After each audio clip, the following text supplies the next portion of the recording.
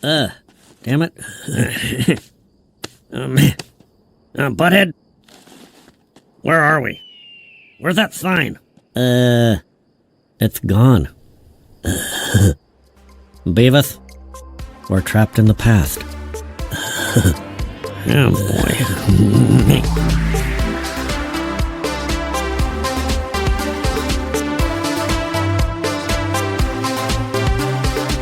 Oh boy, it's a time travel podcast. My name is Nate, and Brian, look out, there's a spider on your shoulder! Oh, shit! Oh. April Fools. Damn it, Nate. Brian, look out, the killer's in the house! The call is coming from inside the house. Oh, man. I never understood that. The call is coming from inside the house. Like, you would call the phone company to say what was the origin point. You'd call the operator right, or whatever. But how is it coming from inside the house? Isn't that all on the same line? No, you can call your own house. How? You have to dial the number, and then you hang the phone up and let it ring. And then you have to kind of pick it up when you know the other person's picked up. So it works in like a small house. I don't know. Trust me on this. I used to do this shit with my family. Did you, what? I used to do it. Like I never understood it. I know the ghost-faced killer was hiding in the attic making the call, right? Sure. But I was like, how does that work? Calling your own house? Anyway. These kids today will never understand what it was like to call your own house. I don't understand what it was like to call my own house. Okay. Well, we're off to a banger of a start here, Brian. Marvelous. But it is April 1st, right? Well, it's March 31st when you guys have a chance to put it into your ear holes there. Trust me, there's only one person that listens to it day of. So... But we were going to, I think, make this episode about Richard Curtis's 2013 film and the third film in the Rachel McAdams time travel trilogy about time. But they were like, yeah, fuck it. Let's do April Fools instead. So, yeah, we're doing an April Fools episode, guys. Yeah, which isn't exactly a prank, but... But it's also not exactly about legitimate time travel. No, we've got some fun stuff, some silly stuff tonight, I think. And what did you choose to put on the docket this evening? Oh, man. Well, Nate, we've talked about a lot of different media in the time we've done this show that both has related directly to what we've been discussing and at times hasn't related directly to it and are just things that we just often reference. As people who grew up in the 80s through the 90s have seen the scope of that end of the 20th century entertainment. Sure. And we are nothing if not a product of our time. Absolutely. And kind of reminds me of two other people who were very much a product of their time.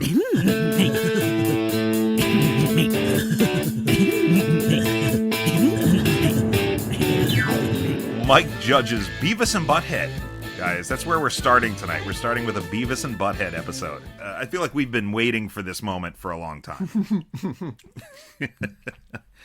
So this Beavis and Butthead episode is from season 9. It's episode 18, which was part of the new seasons that premiered on Paramount Plus. Beavis and Butthead has been resurrected twice that I can remember. But did it ever really die? That's the question. No, not for us. Clearly not for us. There was a 2011 continuation, and I think that one did air on Comedy Central. And then there was this one, which was, I think, a Paramount Plus original. Everything that I've seen from the new Beavis and Butthead, this is a revival that didn't miss a beat. It feels like the exact same show. You know, it is exactly the same. Yeah, and I don't know if that has to do with the fact that it's animation or what have you, but I mean, it doesn't feel like it ever ended. All the other revival shows that come back, like Frasier and X-Files and Will and Grace, and you know, basically all of these shows, when they come back, they're different. The only one I can really think, like in terms of animation that I can really compare this to is Futurama, which has died and come back at least 2 or 3 times at this point. Right, right. And while the last season, I think, reactions were a bit mixed to, it's largely been consistent. over the years. But Beavis and Butthead really does take the cake. Like, if you just were marathoning all of this, the only thing that indicates that this is newer is the resolution and the aspect ratio. Right. Otherwise, it's the same goddamn show like 1993. They'll show Butthead in that 3/4 view. Oh, yeah. That they didn't do back when they were on MTV. It was basically it's hard to draw. Straight on it's too hard or to draw. to the side. But yeah, they've got that weird kind of 3/4 view of Butthead now. But yeah, they traveled through time. Whoa, wait a minute. Doc, are you trying to tell me that my mother has got the hots for me? Precisely. The 18th episode of Season 9 of Beavis and Butthead. Written by Chris Marcil and directed by Valerie Fletcher. While on a class field trip to a nature reserve, famed Beavis and Butthead teacher Mr. Van Driesen makes the mistake of mentioning that nearby New Mexico is in a different time zone. Leave it to Animation's two greatest slacker morons, Beavis and Butthead, to completely misunderstand their teacher's two attempts to explain what time zones are, and abandon their school group on a mission to travel to the future. To do what else? Score. Right. Of course. Reaching a sign where the time zone shifts from central to mountain, Beavis and Butthead venture into the future, despite New Mexico running an hour behind central time, which is the first curious thing that happens. But man's hubris is inevitable in times like these, and what begins as mere curiosity is soon exploited as the boys try to use this power to their own selfish ends. And, I mean, like, that's the whole plot of the episode. Yeah, that's plenty. There's not much to it, but, man, I have, like, 3 pages of notes for this. Oh, wow, okay. It's mostly because the dialogue is so, like, the jokes are so fucking funny. I know, it's great. It's actually really great. But before you actually dive into that, a lot of times we would ask one another, like, what is your relationship to Beavis and Butthead? Because that's a really good question. As popular as they were, not everybody was a Beavis and Butthead fan. Not everybody was allowed to watch Beavis and Butthead. That's the other thing. Maybe you had to watch it in secret. No. Fortunately, I had a dad who was a bigger fan of the show than I was. I introduced them to my dad, and he got a kick out of it and would watch it when it was on. Yeah, it's funny. My dad loves those two fuckers. Like, absolutely loves them. We went to the movies to see Beavis and Butthead Do America together when it came out. That's the kind of relationship my dad and I both had with Beavis and Butthead back in the 90s. Yeah, I don't know if I would call myself a Beavis and Butthead fan back then. So it wasn't like I was tuning in at their time slot and, oh, Beavis and Butthead is on, let me flip over to MTV and catch it. But if it was on, I'd stop and I'd watch it for a little while. And it was on a lot. It was on a lot. You could just accidentally catch it a lot. Yeah. And there's always something funny, and they're just so stupid. So profoundly dumb. I remember thinking, like, the big attack in the 90s was how it was corrupting the youth. Everything corrupts youth. Everything was corrupting video games, Mortal corrupt, Kombat, Beavis comic and books. Butthead. Sure. It was all just youth corruption. Yeah. Everything. Yeah. And it's like, actually, it starts at home, bitch, and you all need to be better parents. I will say that despite watching it on a semi-regular basis and always laughing, I didn't give it the credit it really deserved until I saw Mike Judge do other things. Like King of the Hill. My dad loved King of the Hill. King of the Hill is a triumph to me. Like, I think it's a great damn show. That's the one my dad really took to. Like, he would make time to watch King of the Hill on Sunday nights. But no, I think the one that did it for me was Office Space. Yeah. When Office Space came out, and I was like, oh, damn. Okay. It kind of lets you go back to Beavis and Butthead and maybe some of the other super lowbrow stuff that Mike Judge did and look at it with a different perspective. We may have touched a little bit on that when we did Idiocracy. Yeah. Which is another Mike Judge vehicle. But Joint. Yeah, joint. But yeah, Beavis and Butthead was smarter than it let on.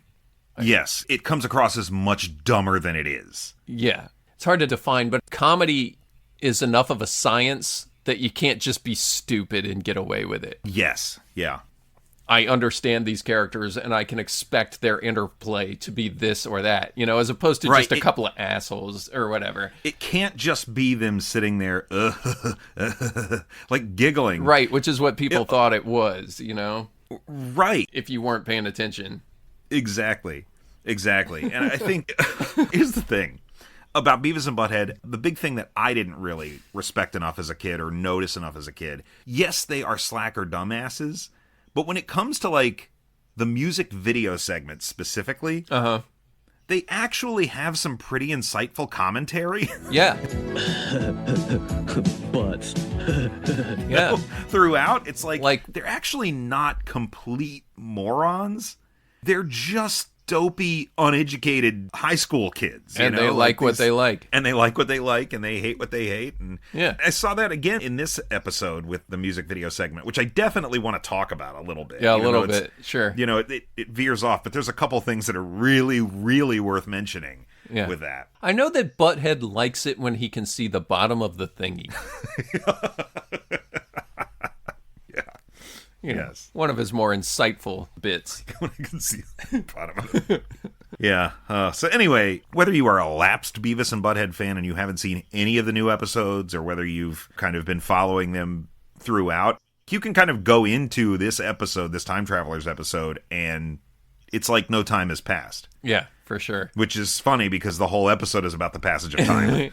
I haven't been watching the new stuff. What I'll tell you is that I've seen the clips of it that are up on YouTube. Okay. So I actually had seen clips from this episode before I actually watched the whole episode. So it's not like I've been following this or watching it on the regular, but when I would see it, it really transports you to that time. Yeah, like nothing has changed. Yeah, exactly. And it's in a way that's like, this happened at the same time or around the same era as The Simpsons was on, right? It's like The Simpsons, and then Beavis and Butthead are there, and then South Park came along a couple years later, and then you got Family Guy and all this explosion. And the one thing that none of those shows have that Beavis and Butthead does have is this massive space in between seasons. Right.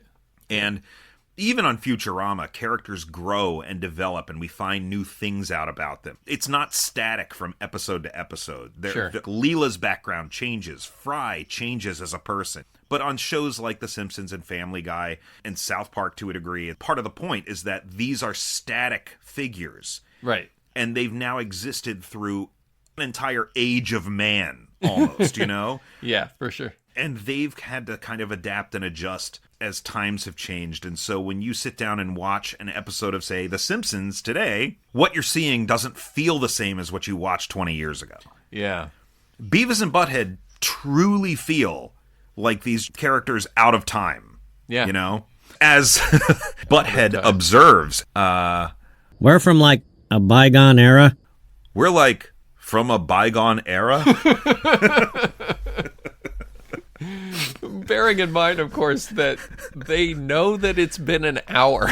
Right. So, they era. only believe that they've traveled an hour. So many good gags in this episode. So, yeah, kind of veering into what the episode's about. So they find the sign, the street sign. They become very obsessed with it. And the way they decide to travel through time is first just walking to the other side of the sign, right? But then it becomes, in order to travel back, they have to go around the sign. Yeah. Like, they have to circle the sign. And then when Beavis doesn't want to go too far back, he walks backwards around the sign. He doesn't want to move forward too far because the robots might eat him. Yeah. Or the robots might eat him. Where are we going to go? A place few people will ever go. And cars are rushing past them on the highway. That's the one joke that really, really got me. Well, Beavis, on the other side of that sign lies an hour in the future. Whoa. A place few people will ever go.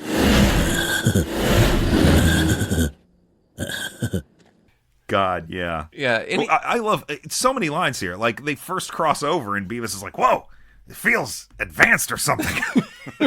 Right. All they have done is walk like 5 feet towards a gas station. Yeah. Butthead is, I think, the funniest when he gets in that philosophical voice. Yeah. That's how he introduces time travel. A place few people will ever go.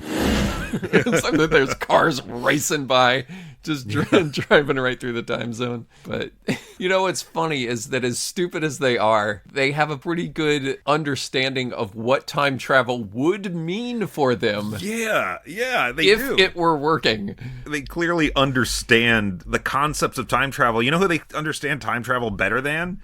The guy from Touchback. Fair. That's true. They have a better understanding of time travel mechanic than the Touchback guy has. So what do you want to do here in the future? Let's go in there and get a hot dog.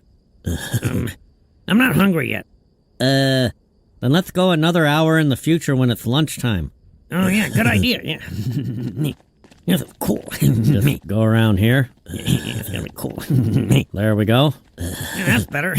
Yeah, now I'm starving, I think. This hot dog is full of things not known to our time. They decide to go to the gas station to get a hot dog, but Beavis isn't hungry yet, so they go forward to lunchtime. Yeah, they go forward another hour to lunchtime, and suddenly Beavis is like, he's... oh, I'm hungry now. Yes, I'm starving. And this is maybe my favorite gag in the whole thing. You remember on Ren and Stimpy where there'd be those like ultra detailed gross close-ups? Yes, and I hate those things. That's what this is like to me, because Beavis gets a hot dog off the roller, right? And drops it. Drops it on the floor, and Butthead says, don't worry, Beavis. We can go back in time an hour to before the hot dog got germs on it. So they go out, walk around the sign again, come back, and then there's immediately this close-up shot of the hot dog still on the floor. Yeah. And it's covered in hair and dirt and crumbs, and like a bug crawls over it. And Beavis picks it up. That's better. No germs. Yeah, no germs. Just immediately eats it. To the point I was making about being able to understand the mechanics of time travel, the guy tells him they got to pay for the hot dogs, and he's like, don't worry, we'll go into the future and get some money, and we'll go back to the past and have already paid for this. Hey, you got to pay for those. Sir, don't worry. In the future, we will get some money, and then we will go back in time and pay for this an hour ago. Remember? Remember? It's the remember that gets me. Like, remember? like he's already paid for it. And then the guy throws him out. Beavis's response is, man, for a guy from the future, he sure doesn't understand time travel. So good. It's so good. But this is what we're talking about, right? Like, there's... The dumbness of it is that obviously they're just interacting with people who have no idea what they're talking about. Yeah. And their perspective makes absolutely no sense. But in a bubble where if you were to buy into what Beavis and Butthead are doing, they're actually conducting themselves and going about this in a pretty clever... Yeah, in a reasonable fashion, yeah. Like what they're doing isn't dumb from their perspective at all. That's a good way to put it. It's just dumb from literally anyone else's perspective. If what they were doing was working, then they'd be doing it properly. Right. Yes.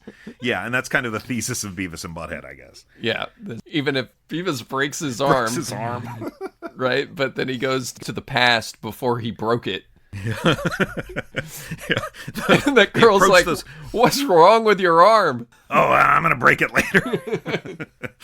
When they decide to go into the future again, right before Beavis breaks his arm, because he's walking backwards, right? Right. Butthead says, let's go to the future and see if future chicks have loosened up any about wanting to score. And then Beavis says, I'm going to go backwards so I don't go too far into the future. I don't want to get eaten by a robot or something. Good thinking, Beavis. Yeah. Yeah. A lot of the times, I feel like the women that they approach on the show, they just want to go score. But the women almost never registers with them. It's like the women that they see. Well, nobody that interacts with them thinks that they could possibly be as stupid as they are. Right. Nothing about this is taken seriously. It's like, they see Beavis and they're like, oh my God, like what happened to your arm? It's like, there's no sense of, oh, are these two creeps? Yeah. Like they are trying to be creeps about it, but nobody takes it that way because they're just so bad at all of it. Yeah. It's kind of remarkable. These two women, Beavis and Butthead, go back in time to try picking them up again. And of course, the women living as they are in a linear fashion. When Beavis and Butthead walk back up to the gas station, they find that the women are getting in a vehicle with presumably their 2 boyfriends. So Beavis says they went too far back to when they had boyfriends or something. Yeah. And Butthead's remark is, Beavis, mark my words. We will travel through time until we find the part of human history where we can score. Oh, yeah. And again, it's in that philosophical future voice. yeah, That he does. And they start walking in just continuous circles around the sign at that point to turn back the clock. And then Butthead, instigator that he is, says, I'm going to go back in time to before you were born and do your mom. I'm going to be your dad. And of course, then they fall off the highway and down on a cliff into the desert. Yeah. The sign is gone. We're trapped in the past.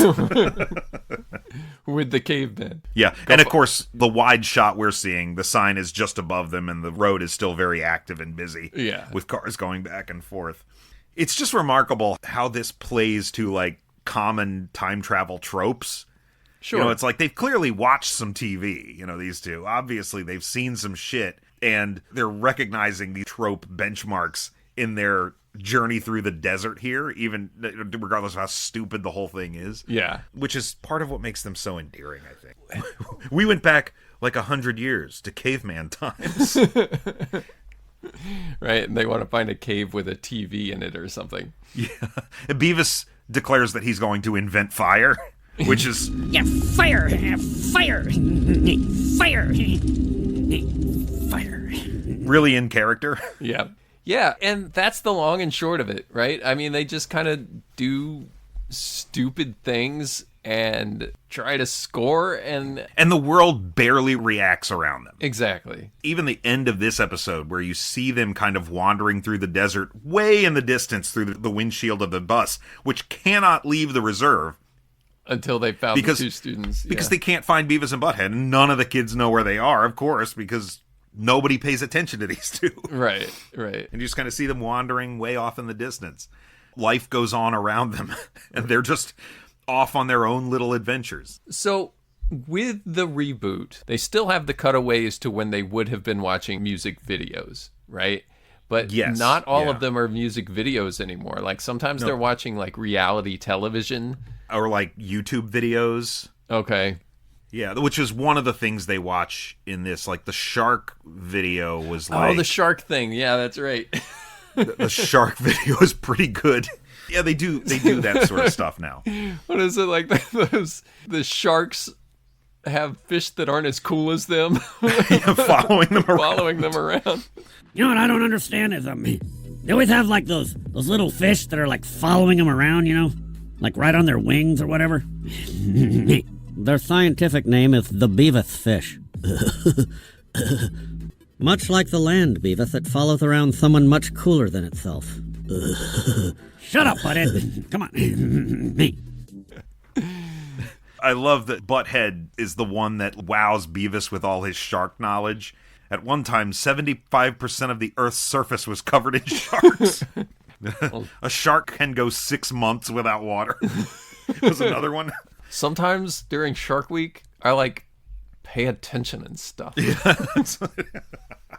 They do still manage to work in some music videos, though. Yeah, and who was this kid that they watched in this episode? This kid. Is that somebody I should know? I mean, no, I don't think so. Know any of them, but he's like this baby-faced. He looks like he's about 10 fucking years old, which is the whole joke that they play off of. Yeah, that they think he's like 11, and I couldn't tell if he kind of looked like a non-binary artist. I was like, do I know who is this? Because I couldn't. No, really... his name is Jacob Sartorius. Is the kid's Never name. Heard of him. The song in question is called Chapstick, because the lyric is, there's going to be nothing between me and you but my chapstick. Like, they're going to just make out or something. Right. I guess is the point of it. But that is a really weak impersonation of nothing comes between me and my Calvin Kleins. Yeah. And I feel like Jacob Sartorius is also a very weak impression of Justin Bieber. Oh, God. But as soon as the music video starts... White people. That's it. Yeah. My favorite joke, maybe the thing I laughed hardest at in this whole episode came during this music video, though, when Jacob Sartorius and the girl he's with are listening to music in headphones. And Butthead's like, they're playing Mozart to help with his brain development. Like you do for fucking toddlers. Right. Oh, I was like, that is a fucking great joke. And see, it's like, that's a little out of character for Butthead to know, right? But Mike Judge is like, this would be funny. Because in a regular episode, Butthead would have no idea who Mozart is. Yeah, exactly. Yeah. But it's a great fucking joke. Do you know who plays the girlfriend in this video? I don't know who either of those people are. You don't know who the girlfriend is? Well, that is a shame. Okay. Because the girlfriend is played by Jenna Ortega. Oh, okay. I knew she was familiar, but like, Yeah, what is she, like 12 or something? I don't know how old she was in that video, but as soon as I saw her, I was like, is that? Yeah, that's Jenna Ortega. Like, it's kind of crazy. Because this is pretty early on in her career, I guess. But Had to be. yeah, there she is. And he evidently dated Jenna Ortega at one point, this little boy. this little rapscallion. It's really an aggravating video. It's really fucking annoying. It's annoying in the way that, like, YouTubers trying to break through videos are. I mean, that's just how it is now. This kid had some modest success, it sounds like. But at one point, I think maybe Beavis says this, but isn't it, like, illegal for a girl her age to be with a kid his age? Yeah. Yeah, I mean, that whole thing was a mystery to me. Like, I had no idea who that was. I'd never heard that song before in my life. And I was like, this is just terrible. And if I remember correctly, back in the 90s, a lot of the videos that Beavis and Butthead were watching, it wasn't very often that they would watch like a legitimately popular music video, because the music video could get its own time back then, right? It would draw its own viewer. So for Beavis and Butthead to watch those things didn't make a lot of sense. It was normally some kind of offbeat band. It was bands that you'd have to be watching MTV at like midnight to catch otherwise. Yeah. I remember it was like... Unless it was Gwar. Unless Gwar was on there. Gwar. Beavis and Butthead is how I first discovered the Flaming Lips. Because they did She Don't Use Jelly on one episode. But I mean, I feel like that was probably the case with multiple 90s artists. That like Beavis and Butthead was the first place I discovered them. Which I guess was kind of the point. Yeah, maybe. Yeah. They ain't trying to do that with this. I don't think. Talk about a bygone era.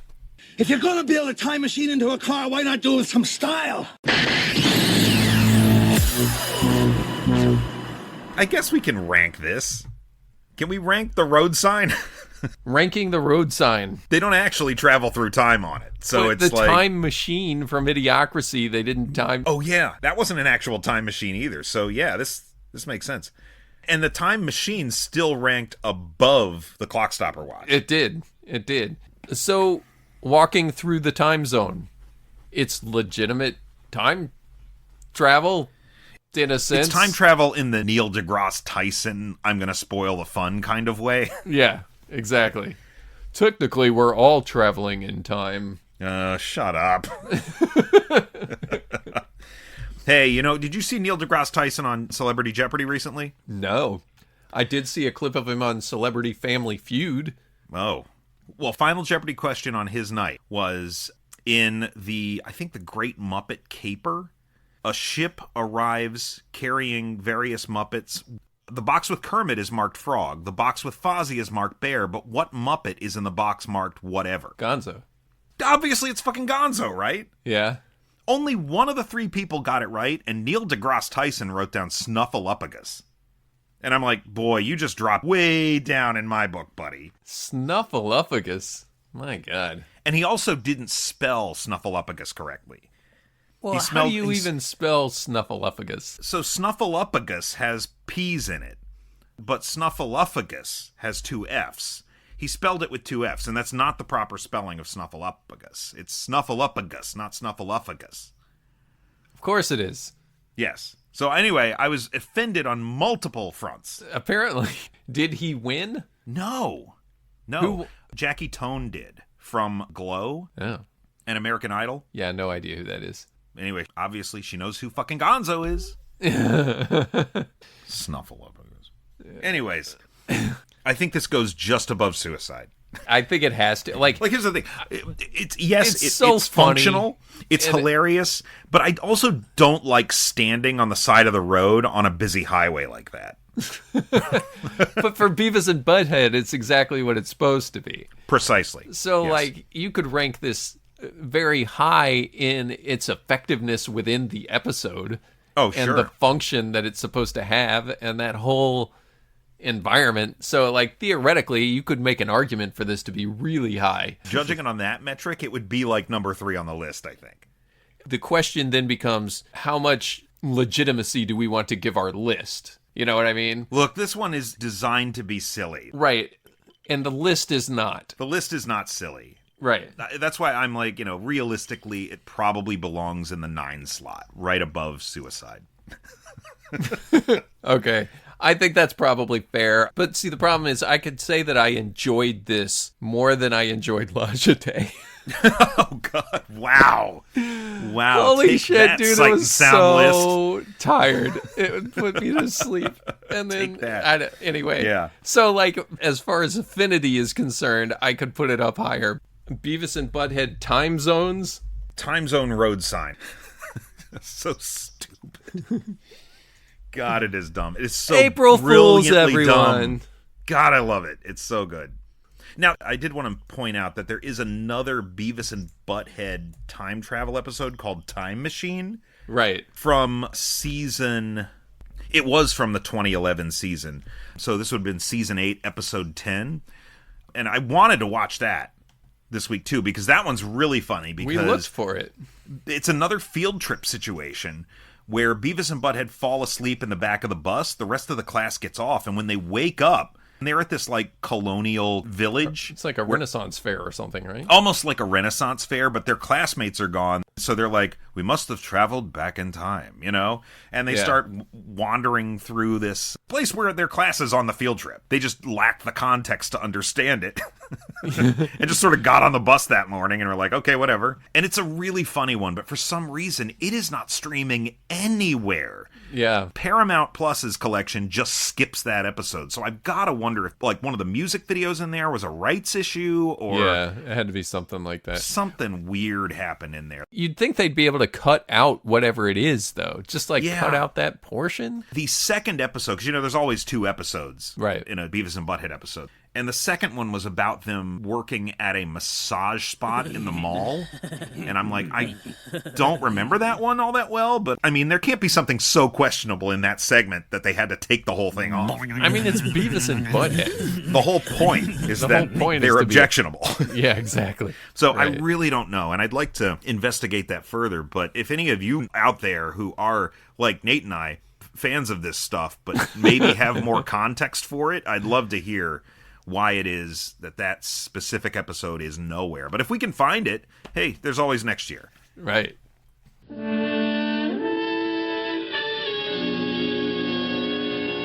So it's another anthology episode here. What else are we covering? Okay, so when the second Beavis and Butthead fell through and we couldn't find it anywhere, like, hey, why don't we throw this in there? Is it silly? Yes. Oh my God, is it silly? This is Space Ghost.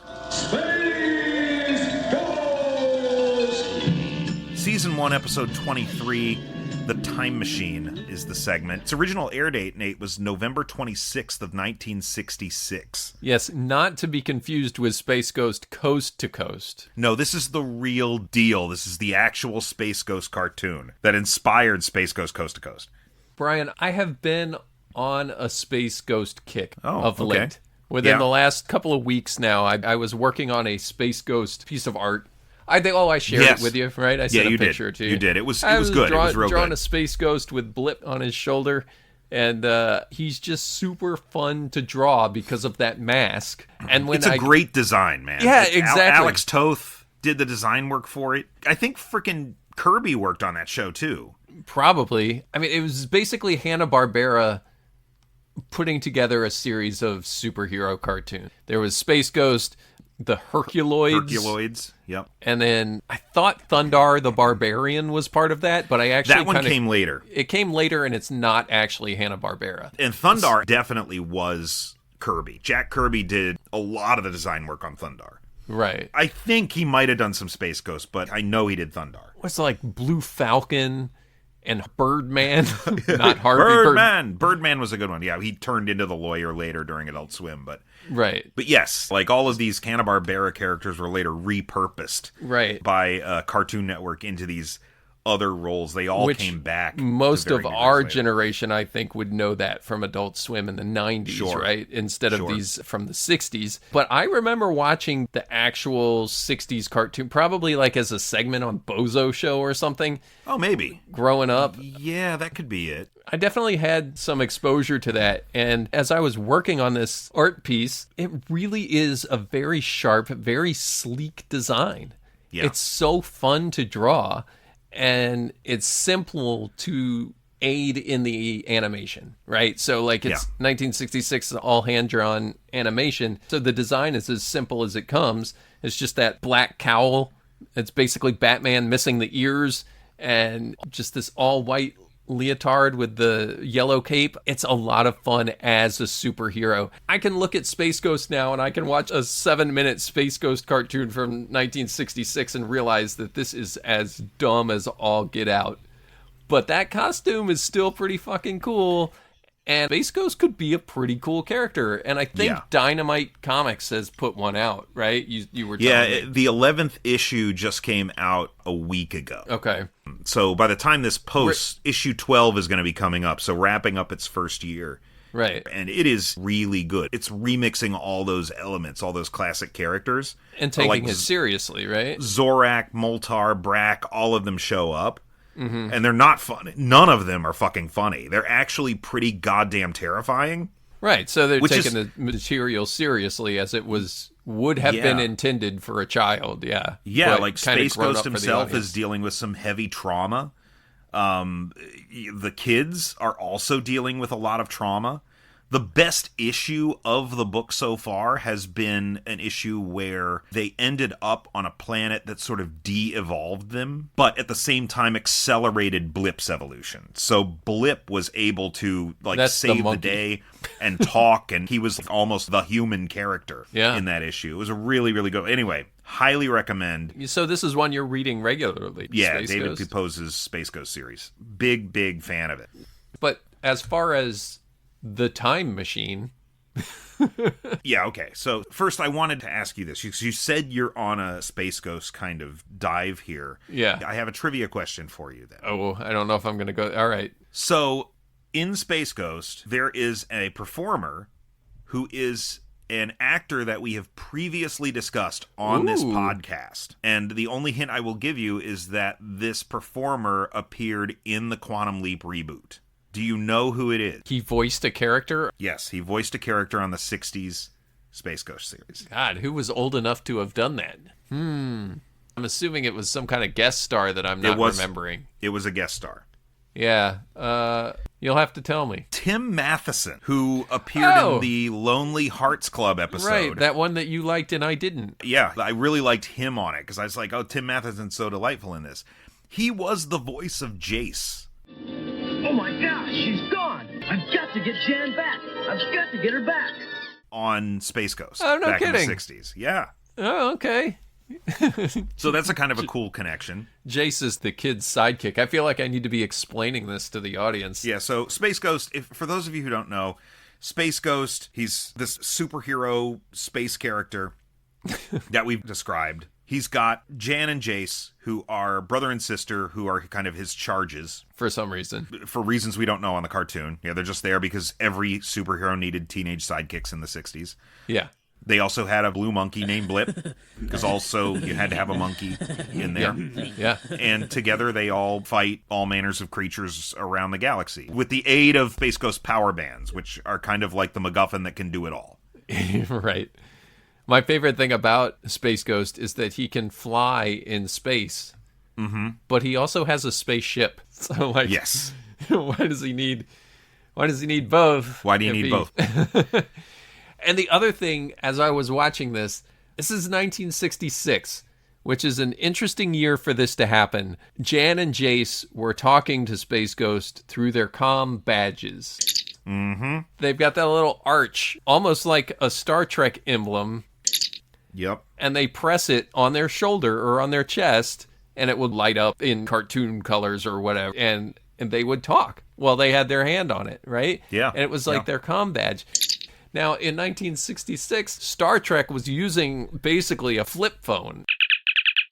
Right? Yes. And it wasn't until the Next Generation that a comm badge actually came about. You know? Yeah, Space Ghost was ahead of the curve on this one a little bit. Space Ghost had a comm badge before they had it in Star Trek. It struck me because, like I said, the badges that Jan and Jace wear are not far off from the Enterprise arc. Yeah, it's pretty cool. Like you were saying, like there's a lot of really solid science fiction elements here. There's a lot of really great character designs, and that's throughout. I mean, this episode, a little bit skimpy on the original character designs, but I mean, Space Ghost's Rogues Gallery is generally a good-looking group of villains. Sure. That's why they got repurposed and used on Space Ghost Coast to Coast. Exactly. And we can't get away from the fact that, yes, this is just Hanna-Barbera. You know, I mean, it's Hanna-Barbera cartoon. We're talking about, like, Snagglepuss. Exit! Stage right! You know? Yeah, I love him. I love Snagglepuss, man. Sure. But it's sort of like, oh, let's try and do a superhero, but it's still just a Hanna-Barbera cartoon at the end of the day. So we're elevating this in our own minds to some degree. Artistically speaking, like, yeah, it's pretty sharp, you know? It's sharp, yeah. And it's a good sandbox to play in as you get older. You know, go back, grab these characters, do something new with them. Because, honestly, the story for the 66 cartoon is paper thin. It's all face value, you know? Look, I have written approximately 3 sentences to summarize this episode, and I feel like that's a stretch. Written by Walter Black and directed, of course, by William Hanna and Joseph Barbera. Space Ghost, the Time Machine, starts with a fairly typical day on Ghost Planet. Ghost Planet. Jace is putting the finishing touches on a time regressor.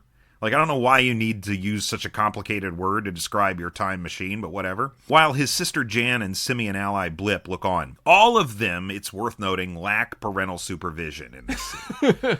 Jace inadvertently sends his sister to the 12th century and has to go back to rescue her from a ruthless Viking named, I think, maybe Taco or something. Oh, you know, I know, I wrote a note here. Tarko. Tarko the Terrible, yeah. But, like, every time Space Ghost says his name, it's like, Tarko. Okay, Taco. Taco.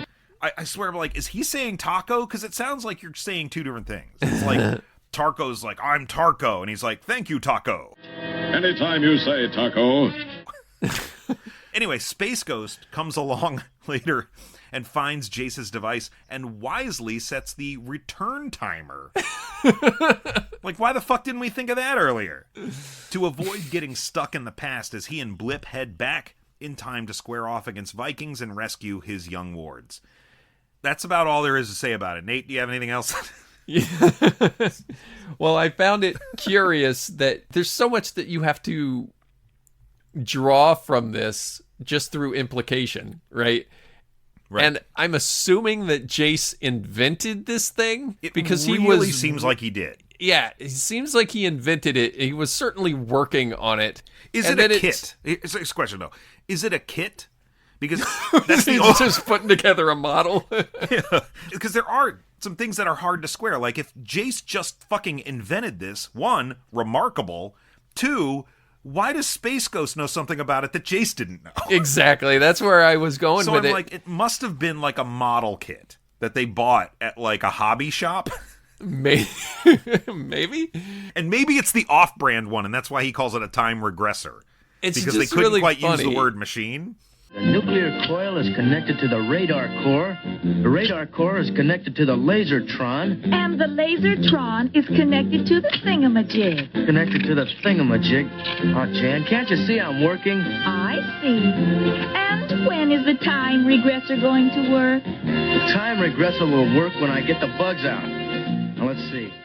Yeah, I mean, at the end of the day, it's just really funny that Space Ghost knew to set the timer back, and Jace decided to leave his fate in the hands of a monkey. A smart monkey, but a monkey nonetheless. Yeah, exactly. Now, why couldn't I have brought Jan back like this?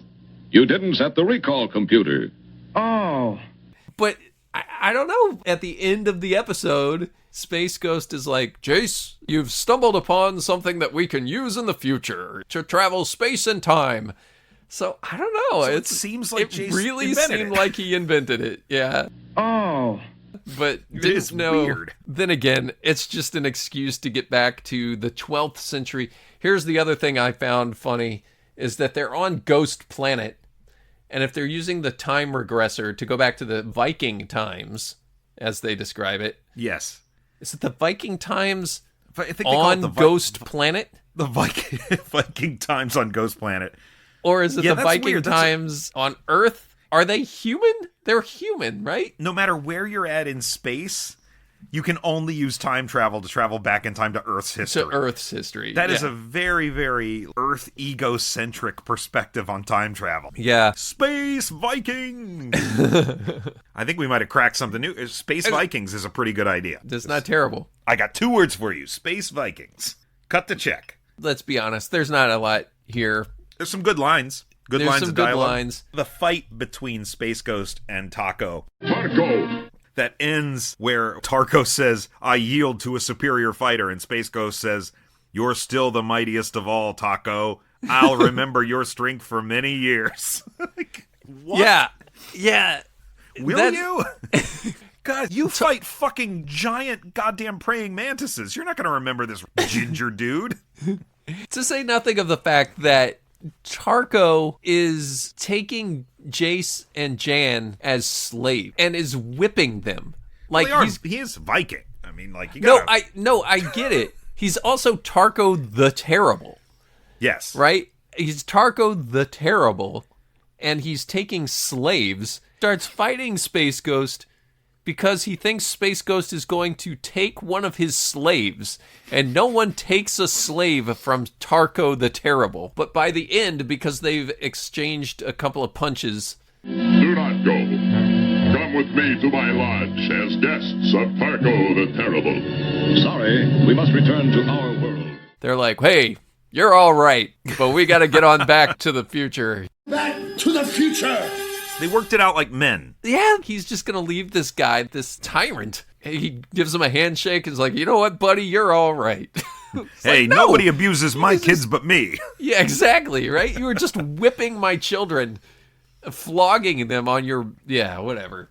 There's a lot of moments in this, and this is true of, I think, a lot of 60s cartoons and maybe a lot of 80s cartoons and 70s cartoons, where it's like, it was kind of just written in sequence and nobody ever went back and changed anything. It's a sequence of, okay, well, maybe we do this next. Okay, well, maybe we do this next. That's why at the beginning it's like, is he inventing time travel? And then at the end it's like, oh, I guess he invented time travel. Yeah, it's just an excuse for him to go back and fight somebody and then they return home. But we can't get away from this episode without talking about the theme song. The theme song is awesome. Oh, it's an absolute banger.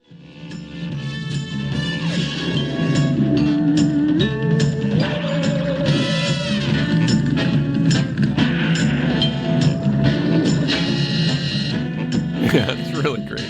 The theme song is so good. I mean, it all starts with just Space Ghost, you know, like, I mean, if anything, that's just wonderful.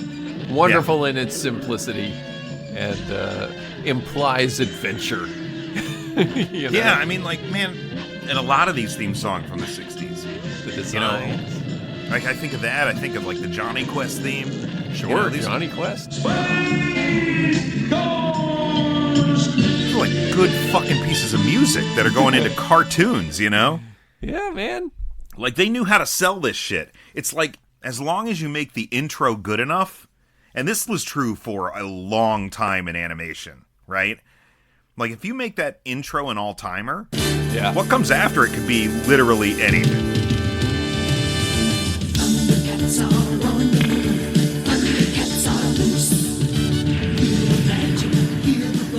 Yeah, pretty Like, much you know? garbage, right? I think children are going to put their own imaginations into this kind of thing. So, like, just make it look cool, put some fun ships up there, and a cool theme song with a nice design, and the kids will make up the stories themselves. great having like a character like Space Ghost. You also have the teenage sidekicks to make the kids more interested. And it's like, the cool thing about a character like Jace is like we're talking about here. Is Jace brilliant? Or is he a fucking moron? We don't know. He can be anything. You can be Jace. Yeah, from this, it's a little hard to tell. Yeah. He's either the most brilliant inventor ever or the dumbest kid who ever bought a model kit. So I think we can rank the time regressor, can't we? If you're gonna build a time machine into a car, why not do it with some style? Absolutely can rank the time regressor. And now that I'm thinking about it, the time regressor, based solely on the ease of its use, the fact that it'll bring you back by itself if need be. Yeah. If you know how to frickin' use it. Right. I mean, this is not a bad time machine. No, it's basically a transporter. It's a very good time machine as long as it's operated by someone who's an adult and or not a dumbass. Yeah. Love the fact that you can just set a dial to recall you. Yep. That makes a lot of sense. In fact, a lot of the things that we've talked about, like specifically Time Cop, it's like, well, how does it get back? And this is just explains it away. It's like, oh, here's the timer, you know? Yeah, but you knew it could do it. And Yeah. Yeah, it's basically just standing in the transporter and you get beamed there. And then it'll bring you back. You know? Yeah. I mean, it is pretty big and clunky, but it doesn't really have to move. Yeah, I don't even know if it's meant to move. It's mounted to the floor. Yeah. It's like a countertop. What I'm getting at here is when I'm looking at the rest of the methods on this list, it's actually pretty high. Yeah, where are you thinking? I think that this could be the number 5 slot. Number 5. Yeah, I mean, it's definitely... Right under the air raid portal and above drug-induced time The drug-induced time slipping? Yeah, this definitely falls there. I mean, part of the nice thing about the time travel in air raid is that there is suspense built in because the equipment is janky and it lends itself to that. The suspense is built in because it's operated by a fucking 10-year-old. And a monkey. Yeah, and a monkey. So the adult comes in and it's like, what? Nobody plugged this in? Like, what the fuck? What are you guys doing to my house? Yeah, he just walks in and he's like, I'm just going to set this dial. Come on, blip. But yeah, so I agree. I think 5 is the right slot. It's pretty surprising, but yeah, the Space Ghost time regressor. Now, does time regressor mean it only lets you go to the past? Guess you can't go to the future with this machine, right? I guess it does. Anyway, you zeroed in on a way to move backward or forward in time. I would suspect. Still pretty cool, though.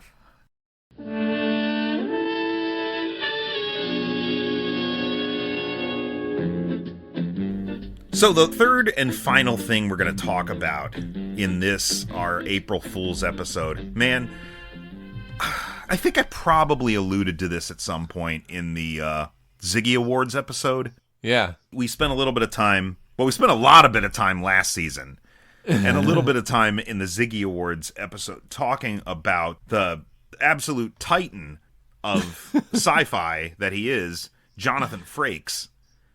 Yeah. Commander Will Riker, director of Clock Stoppers.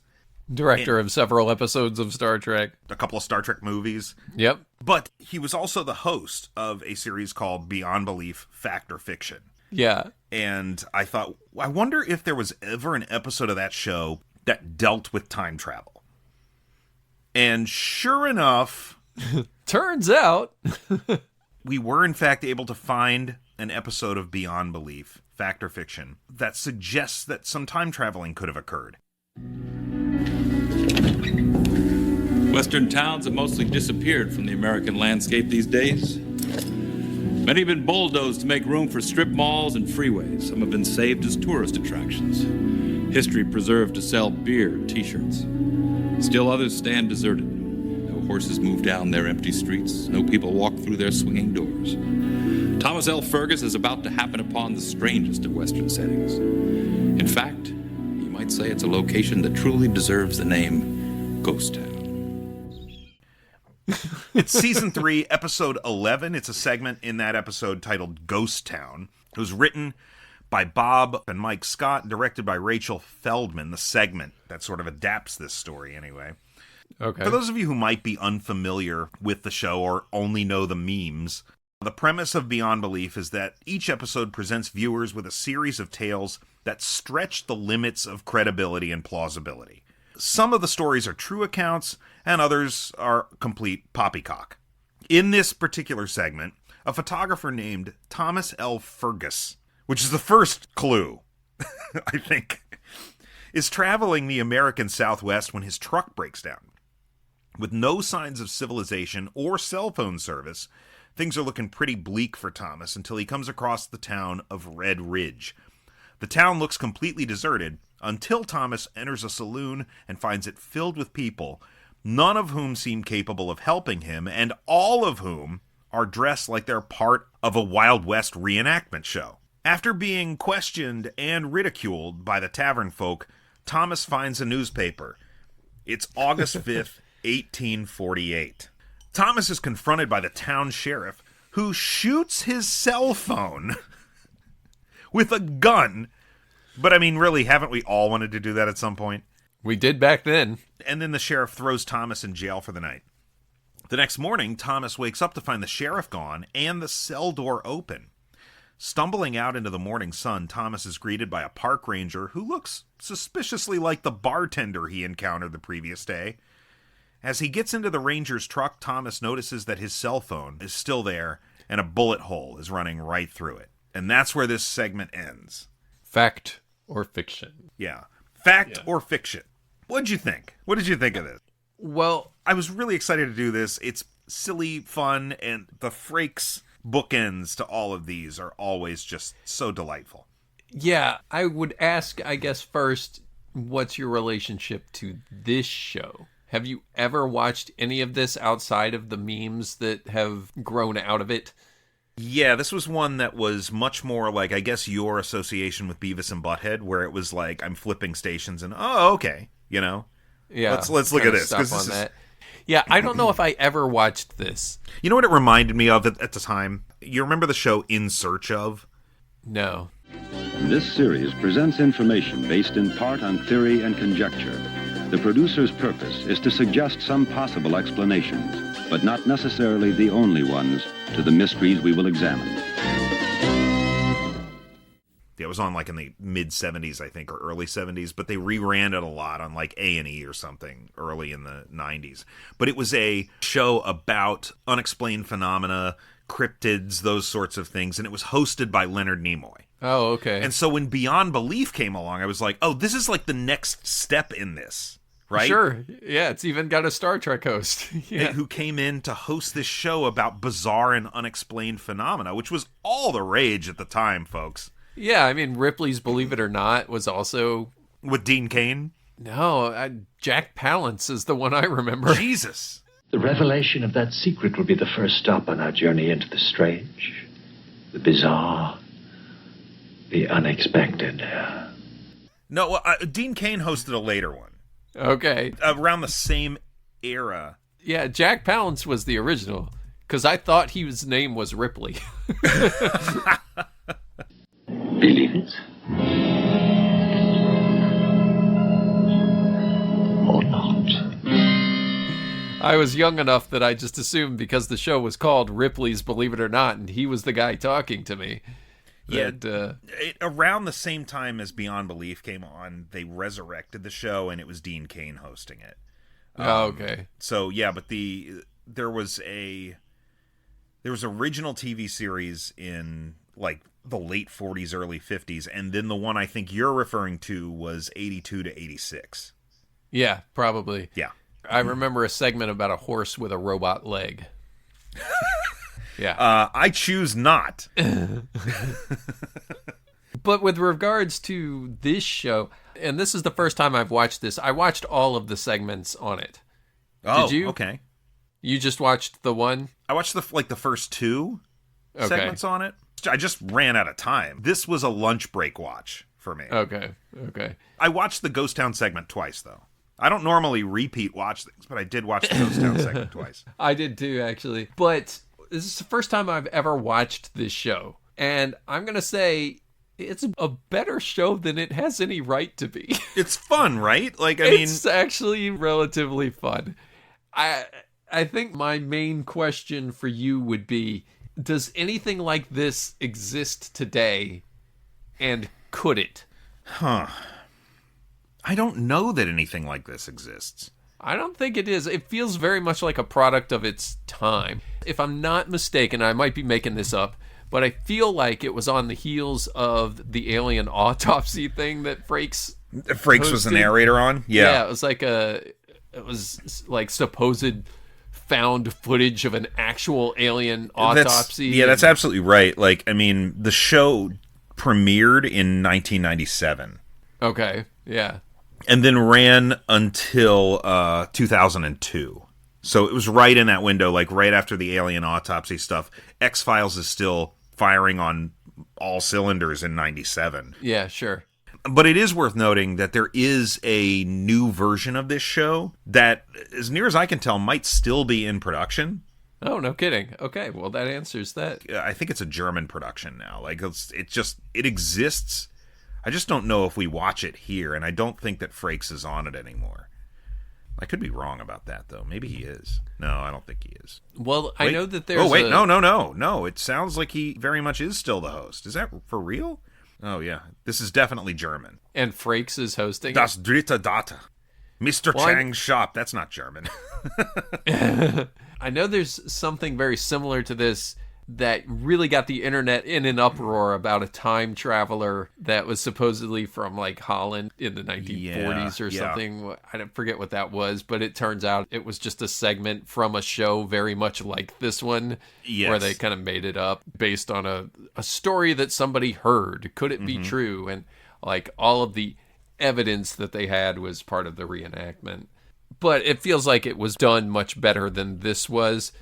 As far as the segments, basically, these are all like little vignettes or stories that you'd find on the Twilight Zone. The reenactment style of this is very much akin to me to like Unsolved Mysteries. Unsolved Mysteries, sure. But the difference with Unsolved Mysteries was that it wasn't like you were just watching an adaptation play out for 10 minutes. You were seeing clips and bits and pieces of it.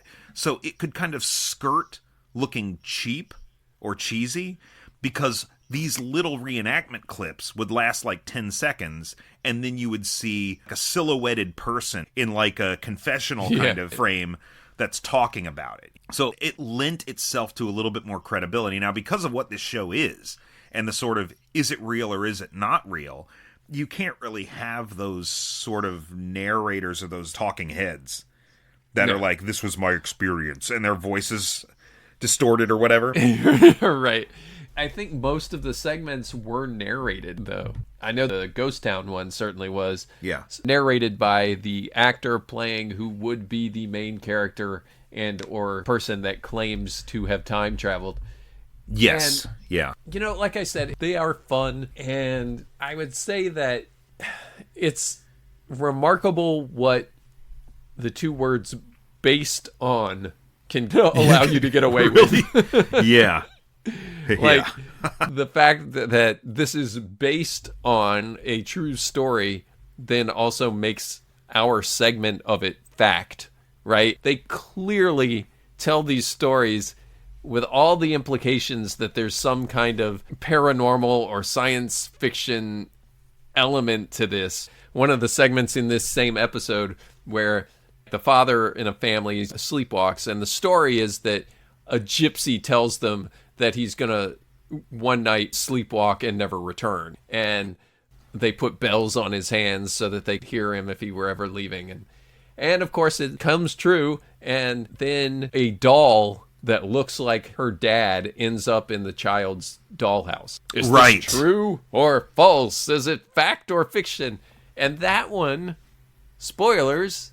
Did a similar story to this one actually take place? Yes, it did, in Florida. In fact, when author Robert Tralins investigated the story, he was shown the doll that was the tiny replica of the father. It's fact. Now, it's based on something. Right, there's a shred of truth in here. But was there a gypsy involved? Can we call them that anymore? I don't think so.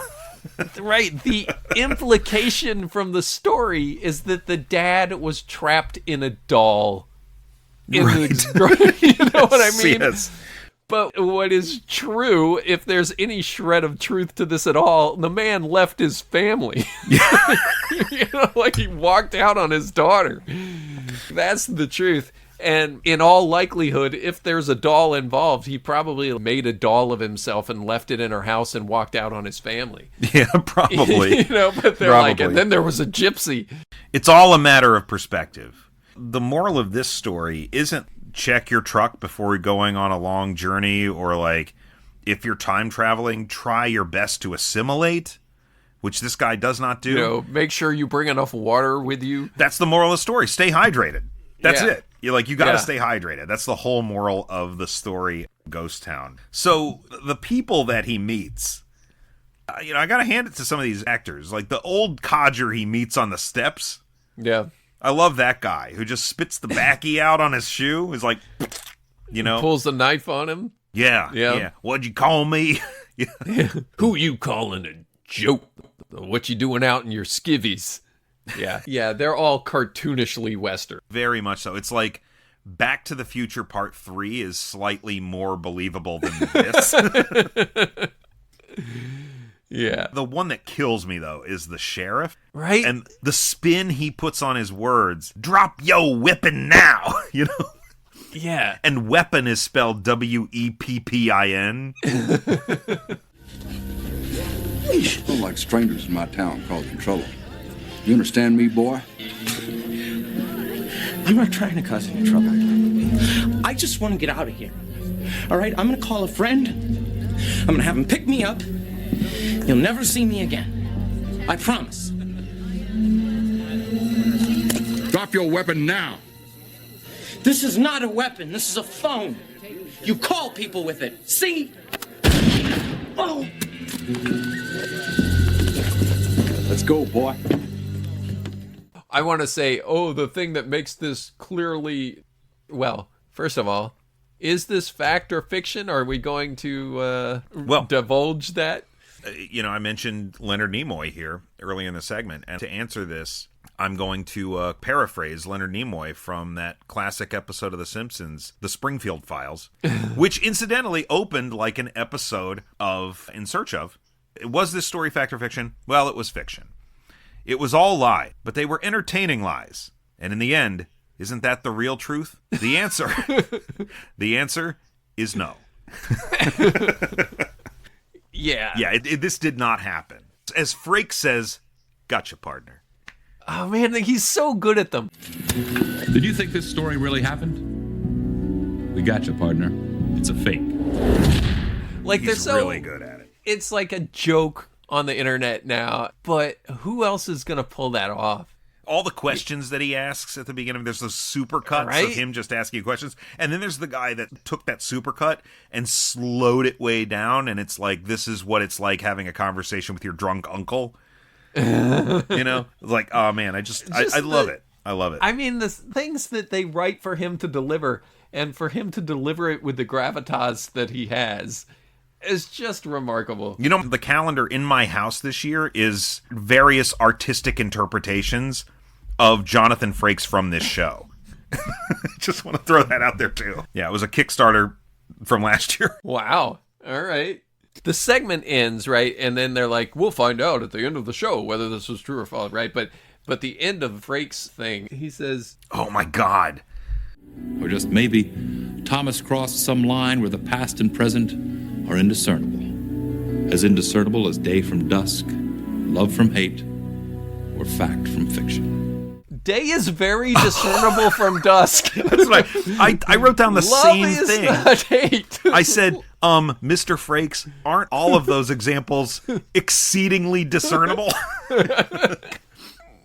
Like, we can definitely tell the difference. I just feel like they had 5 minutes and they just rushed him the script.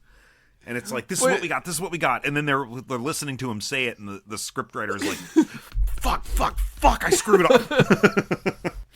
But at the same time, I didn't really catch it until I was watching it the second time. That's me too. I like because the second time. just... I was like, whoa, hold on a second. And I paused it and I backed it up and I was like, wait a minute. Because of the way he delivers these things. Yeah, it's with like, such conviction.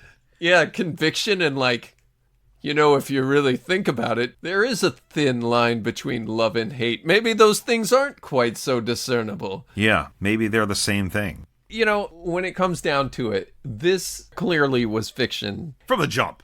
Yeah. Yeah. And the only thing that you could, as we were talking about the implications earlier, you could theoretically have had them say it was fact because some guy claimed this happened and it may have been heat exhaustion. Sure. Right? Yeah. Like, ooh, it's fact. He really does claim to have experienced this. You know?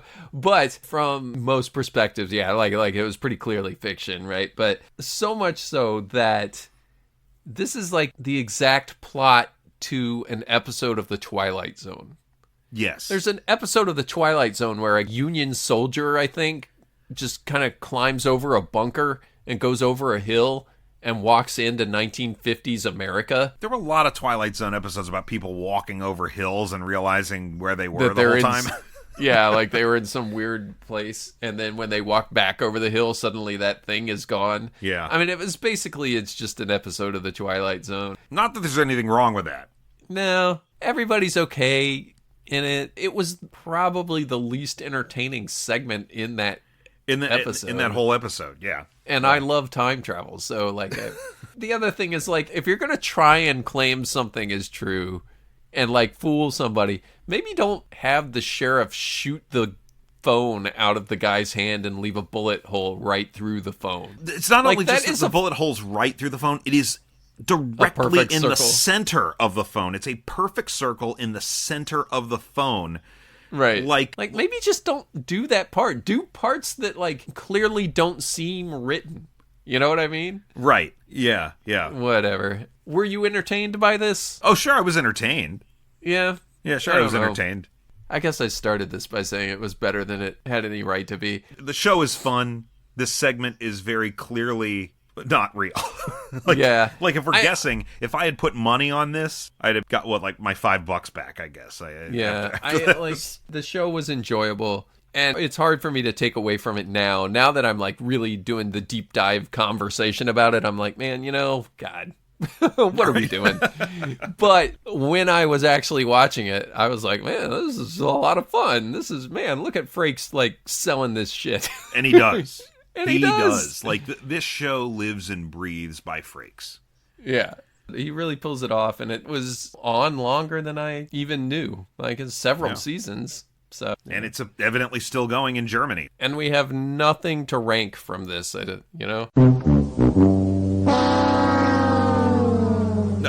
what are we going to... Dehydration? No. Hey, we ranked Suicide. Yeah. But, yeah, it turns out that one worked, damn it. Yeah. Yeah, this didn't happen anyway, so. Well, that's about it for this one. Guys, next time on our next official episode coming out April. This wasn't official because it's April. Yeah. A real episode about actual time travel that I won't make you guess about at the end. Yeah, I was going to say, I hope people get a kick out of this. I mean, it's not like fun. We talked too much about the ramifications of time travel in some kind of, or even really the narrative of any kind of structural story in this. What do you think happened to Taco the Terrible after Space Ghost left? Like, was history altered in any way? I feel like it might have been. Like, it must Vikings have been, saw the right? power bands work, then a blue monkey with a jetpack. Yeah. That's going to change some shit. Anyway. You would think.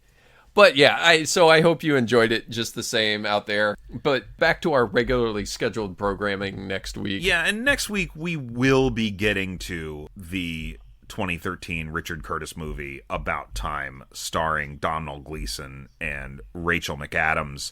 And I gotta be honest, like a murderer's row of hot chicks. Honestly.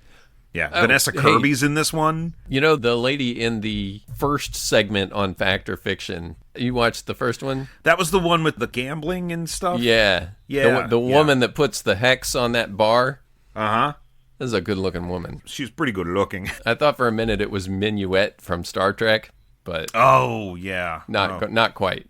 Similar vibe, but. But anyway, you'll find that About Time has just several attractive women. Is that why we're watching it? No, we're watching it because it is part 3 of the Rachel McAdams time travel trilogy. Come for the time travel, stay for the hot chicks. Yeah, that's it. So we'll be watching that next time, guys. But until then, thanks for listening. As always, feel free to drop us a line at ohboyqlpod@gmail.com. Let us know what you thought of this episode. You know, a little silly, a little punchy here. Yeah. Let us know what you thought of our mailbag episode from last week. Oh, yeah. Keep those coming. Keep those letters coming. Like the podcast. Subscribe to the podcast on your preferred apps. Tell people you know about the podcast. You know, the more listeners we have, the better. And the more emails we have, the more we'll have mailbag episodes. Right. And I'm going to put out one more time. Continue. And I'm going to take one more second to thank Tug, the unapologetic geek, for being on our show 2 weeks ago there. Oh, yeah. I want to thank him again for coming and recording with us and, you know, putting up some videos on his channel that are promoting the podcast, you know. Got to appreciate that. Thank you again to Eric McGill. Go check out his channel, The Unapologetic Geek. Absolutely. When in cyberspace. You can find us on social media. I am brian.lee.martin on Instagram and Threads, and I'm at Captain Byrne on Blue Sky. And I am at Action Nate on both Blue Sky and Threads. And that's a wrap for this one, guys. Hope you got a kick out of it. Until next time, I'm Brian. And I'm Nate. And we'll see you in the future.